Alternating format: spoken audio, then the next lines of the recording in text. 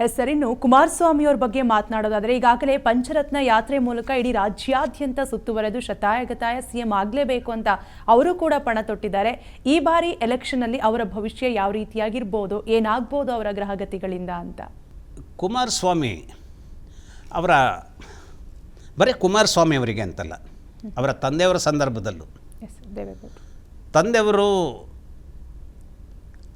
ಬಹಳ ಅಂದರೆ ನಾವು ಇವತ್ತಿನ ದೇವೇಗೌಡರನ್ನು ನೋಡುವಂಥದ್ದಲ್ಲ. ಹಿಂದೆ ಕಾಂಗ್ರೆಸ್ ಬಿಟ್ಟರೆ ಬೇರೆ ಯಾವ ಪಕ್ಷಗಳು ಬರಲಿಕ್ಕೆ ಅಧಿಕಾರಕ್ಕೆ ಬರಲಿಕ್ಕೆ ಸಾಧ್ಯವಿಲ್ಲ ಅಂತ ಆದಂತಹ ಇಂದಿರಾ ಗಾಂಧಿಯವರ ಆಡಳಿತದ ಸಂದರ್ಭದಲ್ಲಿ ಏನಾಗಿತ್ತು, ಇವರು ವಿರೋಧಿ ಪಕ್ಷದ ನಾಯಕರಾಗಿ ಕೆಲಸವನ್ನು ನಿರ್ವಹಿಸಿದಂಥವರು.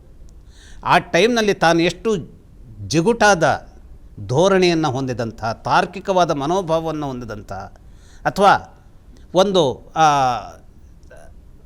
ಯಾವುದೋ ಒಂದು ಸಂಸ್ಕಾರದ ಗಟ್ಟಿತನದಲ್ಲಿ ನಾನು ಆಡಳಿತ ನಡೆಸ್ತಾ ಇರಬಹುದಾದಂತಹ ಸರ್ಕಾರವನ್ನು ಪ್ರಶ್ನೆ ಮಾಡ್ತೇನೆ ಅನ್ನುವಂಥ ಧೋರಣೆಯನ್ನು ಇಟ್ಕೊಂಡಂತಹ ಆ ಒಬ್ಬ ದೇವೇಗೌಡರನ್ನು ನೆನೆಸ್ಕೊಂಡಾಗ ಅವರು ನಡೆದು ಬಂದಂತಹ ದಾರಿ ಬಹಳ ರೋಚಕವಾಗಿ ನಮಗೆ ಕಾಣುತ್ತೆ. ಅವರು ಅನಿರೀಕ್ಷಿತವಾಗಿ ಮುಖ್ಯಮಂತ್ರಿ ಆದರು. ಆದರೆ ಅವರ ಪ್ರಕಾರ ಅದು ಅನಿರೀಕ್ಷಿತವಾಗಿ ಮುಖ್ಯಮಂತ್ರಿ ಆದದ್ದಲ್ಲ.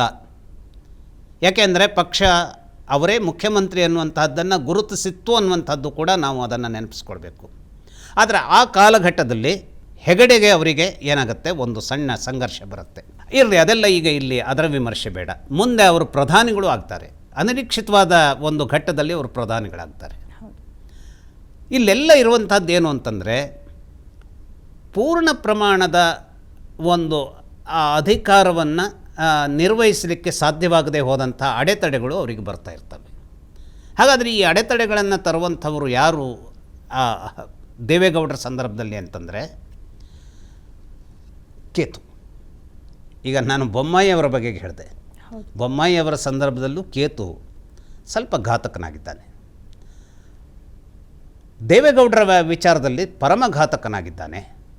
ಆದರೆ ಅವರಲ್ಲಿ ಇರುವಂಥ ವಿಶೇಷ ಏನು, ಅವರಲ್ಲೂ ಕೂಡ ಧರ್ಮಕರ್ಮಾಧಿಪ ಯೋಗದ ಬಹಳ ಮಹತ್ತರವಾದಂತಹ ಶಕ್ತಿ, ಚಂದ್ರನ ಅತ್ಯಂತ ಅದ್ಭುತವಾದಂತಹ ಬಲ ಅವರು ಜೀವನದಲ್ಲಿ ಪಡ್ಕೊಂಡಿದ್ದಾರೆ. ಹಾಗೆಯೇ ಶನೈಶ್ಚರ. ಒಮ್ಮೊಮ್ಮೆ ಬಾಳ ಸಂಗಾತಿ ನೇರವಾಗಿ ಎಷ್ಟರ ಮಟ್ಟಿಗೆ ಹೆಲ್ಪಿಗೆ ಬರಬಲ್ಲಳು ಅನ್ನುವಂಥದ್ದನ್ನು ನಾವು ತಿಳಿದುಕೊಳ್ಳೋದು ಕಷ್ಟ. ಆದರೆ ದೇವೇಗೌಡರ ಸಂದರ್ಭದಲ್ಲಿ ಅವರ ಬಾಳ ಸಂಗಾತಿಯ ಒಂದು ಏನಿದೆ ವಿಶೇಷವಾದಂಥ ಒಂದು ಆ ಸುಹಾಸಕರತೆ ಅವರ ಜೀವನದಲ್ಲಿ ಅದು ಅವರ ನೆರವಿಗೆ ಬಂದಿದೆ. ಅಂದರೆ ರಾಜಕೀಯದಲ್ಲಿ ಅವರು ಏನನ್ನೋ ಅವರಿಗೆ ಅಡ್ವೈಸ್ ಮಾಡ್ತಿದ್ರು ಅಂತಲ್ಲ. ಆದರೆ ಪ್ರಬಲನಾದಂಥ ಶನೈಶ್ಚರ ಅವರ ಹೆಂಡತಿಯನ್ನು ಸೂಚಿಸ್ತಾನೆ. ಆ ಶನೈಶ್ಚರನ ಕಾರಣಕ್ಕಾಗಿಯೂ ಅವರು ಕಾಲಘಟ್ಟದಲ್ಲಿ ದೇವೇಗೌಡರು ಅಂತಂದರೆ ಇವತ್ತೂ ಕೂಡ 90ನೇ ವಯಸ್ಸಿನಲ್ಲೂ ಕೂಡ, ಈಗ ಸಾಕಷ್ಟು ಅವರು ಹಣ್ಣಾಗಿದ್ದಾರೆ, ಆದರೆ ಬೌದ್ಧಿಕವಾಗಿ ಗಟ್ಟಿಯಾಗಿರುವಂಥ ಒಂದು ಆ ವಿಶೇಷತೆ ಬಂದಿದೆ ಅಂತಾದರೆ ಶನೈಶ್ಚರನ ಮೂಲಕವಾಗಿ ಬಂದಿದೆ. ಆದರೆ ಕುಮಾರಸ್ವಾಮಿಯವರ ಸಂದರ್ಭದಲ್ಲಿ ಶನೈಶ್ಚರನ ಗಟ್ಟಿತನ ಅವರಿಗಿಲ್ಲ. ಶುಕ್ರನ ಸಂದರ್ಭದ ಕೆಲವು ಗಟ್ಟಿತನ ಇದೆ. ಆದರೂ ಏನಾಗುತ್ತೆ, ಶುಕ್ರನ ಸಂದರ್ಭದಲ್ಲಿ, ಶುಕ್ರ ಅಂತಂದರೆ ದೇವಿ, ದೇವೇಗೌಡರ ಕುಟುಂಬ ಚಂಡಿಕಾ ಆರಾಧನೆಯನ್ನು, ಶಾರದೀಯ ಆರಾಧನೆಯನ್ನು ಮಾಡಿದಾಗೆಲ್ಲ, ಅಥವಾ ಮಾಡಬೇಕಾದಂತಹ ಅನಿವಾರ್ಯತೆಯನ್ನು ಅದು ಸೃಷ್ಟಿಸಿದೆ. ಅವರ ಡಿವೈನ್ ಎಲಿಮೆಂಟ್ ಇದನ್ನು ಮಾಡಲೇಬೇಕು ಹೇಳುವಂಥದ್ದನ್ನು ಇದನ್ನು ಮಾಡಿದಾಗ ವಿಶೇಷವಾದಂಥ ಶಕ್ತಿ ಏನಾಗುತ್ತೆ, ಫ್ಲ್ಯಾಶ್ ಆಗುತ್ತೆ.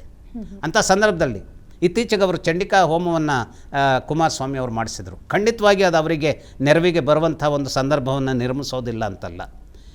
ಏನಾಗುತ್ತೆ, ಪ್ರಬಲವಾದ ಪ್ರಬಲವಾದ ಪಕ್ಷ ಅಂದರೆ JDS ಏನು ಪ್ರಬಲ ಅಲ್ಲ ಅಂತಲ್ಲ.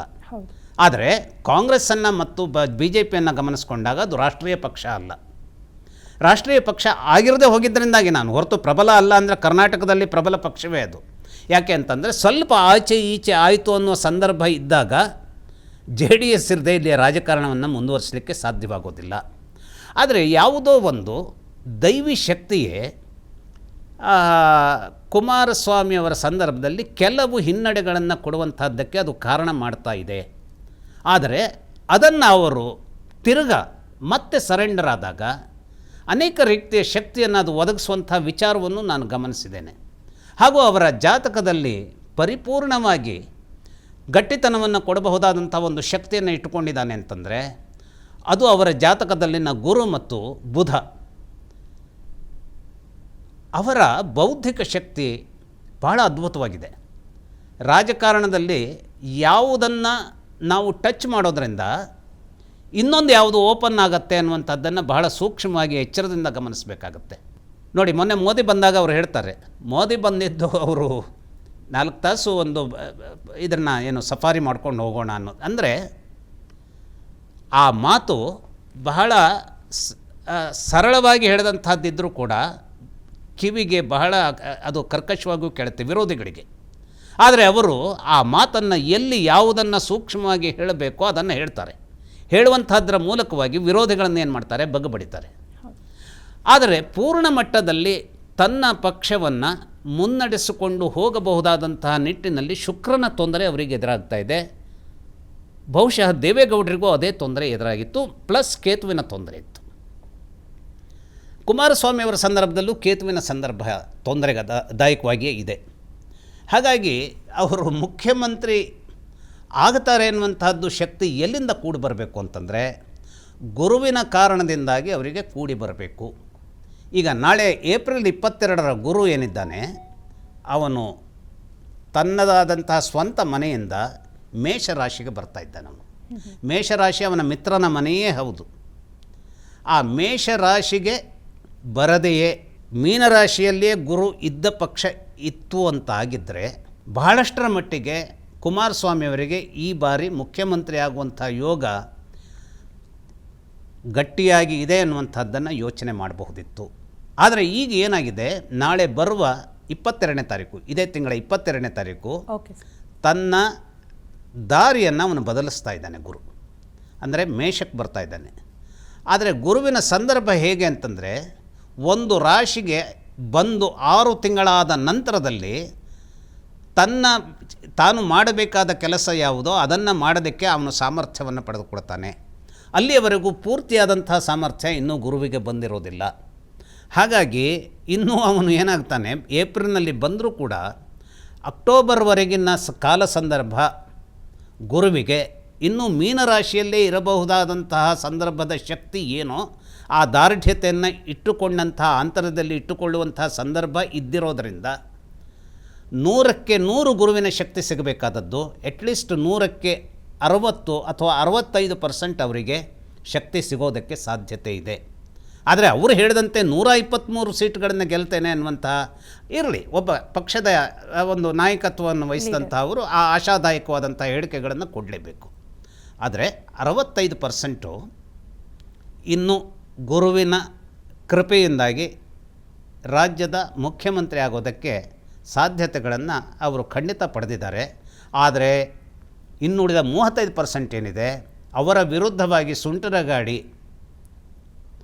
ಪರ್ಟಿಕ್ಯುಲರ್ಲಿ ದೇವಿಯ ಸಂಬಂಧವಾದಂಥ ಕೆಲವು ಆ ವಿಪ್ಲವಗಳು. ಹಾಗಾಗಿ ದೇವಿ ಆರಾಧನೆಯನ್ನು ಅವರು, ಅದನ್ನು ನಾವು ಹೇಳಬೇಕಾಗಿಲ್ಲ, ಅವರು ದೇವಿ ಆರಾಧಕರೇ. ಶೃಂಗೇರಿ ಶಾರದನ್ನೇ ಅಂತೂ ಅವರು ತುಂಬ ಏನು ಮಾಡ್ತಾರೆ, ಆರಾಧಿಸ್ತಾರೆ, ಸ್ತುತಿಸ್ತಾರೆ. ಆ ಶಾರದೆ ಅವರನ್ನು ರಕ್ಷಿಸಲಿ ಅಂತ ಕೇಳ್ಕೊಳ್ತೀನಿ. ವಿಸ್ತಾರ ನ್ಯೂಸ್, ನಿಖರ ಜನಪರ.